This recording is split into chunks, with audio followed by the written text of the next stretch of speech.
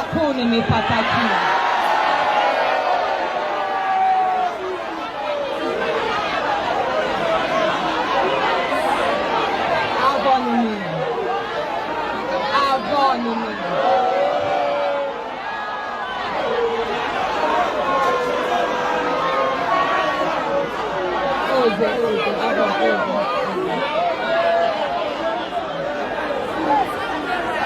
It's by the grace of God.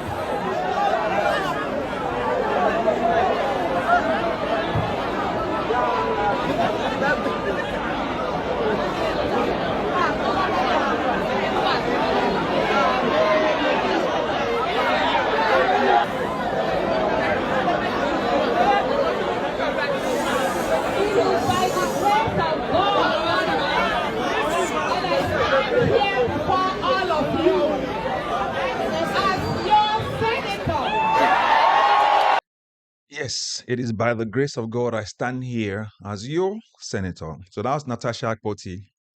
Now coming back to a raucous welcome by the people of Kogi Central.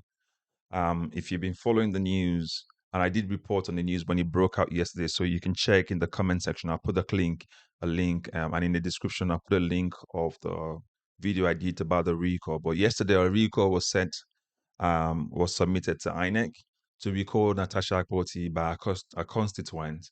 And I obviously in the video I explained the process of recall, what it takes, and according to INEC guidelines and Nigerian constitution. But I want you to watch it to the end anyway, because there are a few things I will mention here.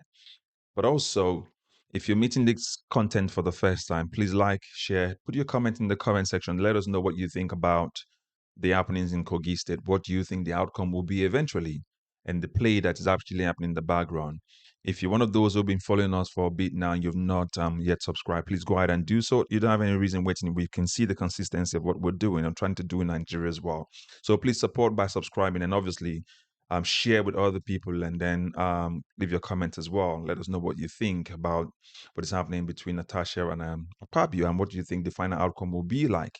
It could also mean that at some point the case will be thrown out, or sorry, the court will either throw the case out and say the lawmakers are right, or that the court will say, no, you don't have the constitutional right to suspend her. So but let us know what you think. But anyway, this is just to give you a background story. As I mentioned in the previous video I did yesterday, they filed a recall to recall Natasha. The recall process is that for any lawmaker, whether state or federal, an FCT councilman or whatnot, if your people feel like you're not representing them, they go to INEC and say, give us 50. We want to know the name of the people that voted during the last election. We'll go and meet them and we'll gather half of the vote. So if there are like 500,000 people, they need 50%, which is 250,000. And in this case, there are about 488,000 people in Kogi Central that voted in the last election. So they filed a recall process to INEC because they said they gathered 250,000 votes above the 50% margin that is needed. And by default, INEC will start the process of recall, and that would be that INEC would do an investigation into the recall to see whether the signatures were correctly gathered and stuff like that. And after that, they'll do a referendum where they'll ask the people, do you want her to still represent you? If 50 say yes, or less or more says yes, she stays as a senator. If less says yes, if more says no, they don't want her, then she will be removed as their senator. And then a new election, a seat will be declared vacant, and a new election will take place to represent Kogi Central. So, but news obviously has been showing up, and then reports have been coming online to show that those votes were fraudulently gathered. They were written in the rooms, like they did the last election where they wrote the result in one room. And the video showing that I cannot verify it. I cannot verify the veracity of that video, so I have not shown that yet. But that background story is what I just wanted to say to give you this picture. So she's come out to say, I'm daring all of you. I'm not going to stop. And she said it already before, I stand firm. I will not apologize. So she's not apologizing. She's come right now in front of the same people who they said were 250,000 that wrote the votes and signatures to sign that to recall her back. So and then she's daring them, and she's saying that she's not going to apologize. And you can see the workers welcome by her people to her, and then she telling them, I'm your senator.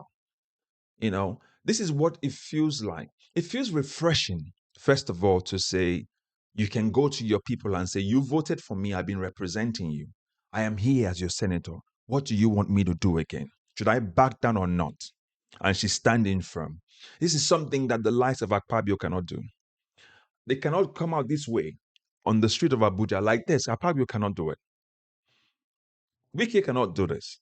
He goes around with noise and shouts and all of those things. Go simply like this and see whether or not you won't be maimed on the road. I'm not supporting that. I'm just saying this is what it feels like, refreshing to be in front of your own people, the people that sent you to do the work. That said, that's number one. Number two, one of the key things I want to address here is corruption. You can argue that Natasha and Akpabio, his name sometimes and the name comes on.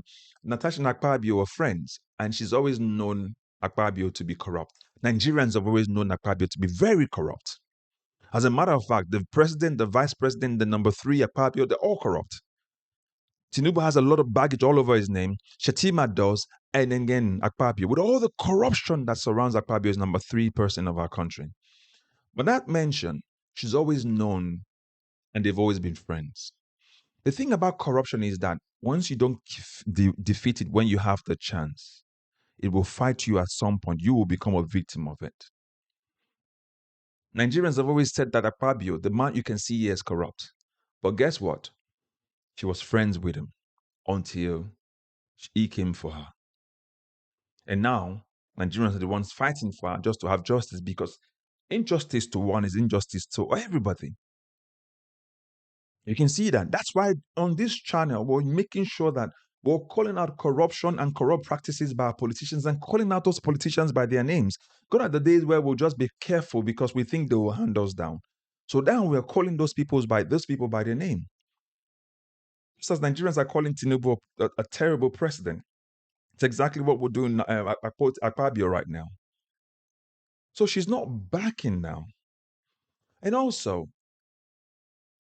you have to understand that these people are not going to back down.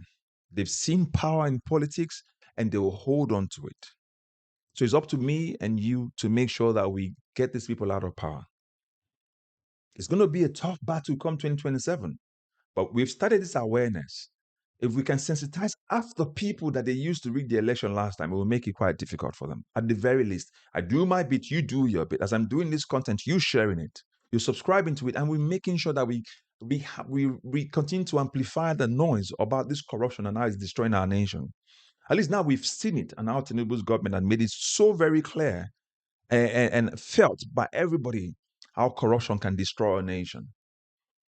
So Natasha is not backing down. Now, to the lady who was the one that was leading the women and youth group to submit that petition, I think she should be probed. She should be investigated. That lady should be investigated. She needs to show proof of how they gathered those signatures. That 250,000 signatures they gathered, we need to see them. The videos showing online, showing how they were forging people's signature, which is a crime in and of itself, needs to be called out. So I'm expecting that PDP will file a suit as well, covering out that lady to become a witness as well, to show the court how she got those votes. I know they'll go and hide her, but she needs to be called out as well. Because you cannot enable corruption and then think you're going to go scot-free. So that's what we need to do. We need to deal with this corruption head on from now on to make sure that Nigeria gets better. Because again, like I said, injustice to one is injustice to all. Again, if you've not subscribed yet, please do so. Like, share, subscribe. Put your comments in the comment section. Let us know what you think.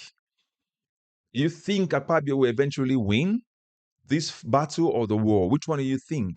Do you think eventually they'll settle and then she'll apologize and they'll kill the case? Or do you think they'll continue to frustrate her until this 6 months is over? What do you think will happen when the court finally rules as to be either illegal or legal?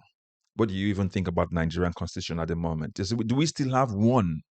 Because as it stands so far, to me, they've been decimated by this corruption and these corrupt politicians. So let us know what you think in the comment section. So like, share, subscribe, and as always, thank you for being part of this channel and this community. We will continue to make sure we raise the alarm and the trumpet everything out about corruption so that we know we can start working towards better Nigeria come 2027.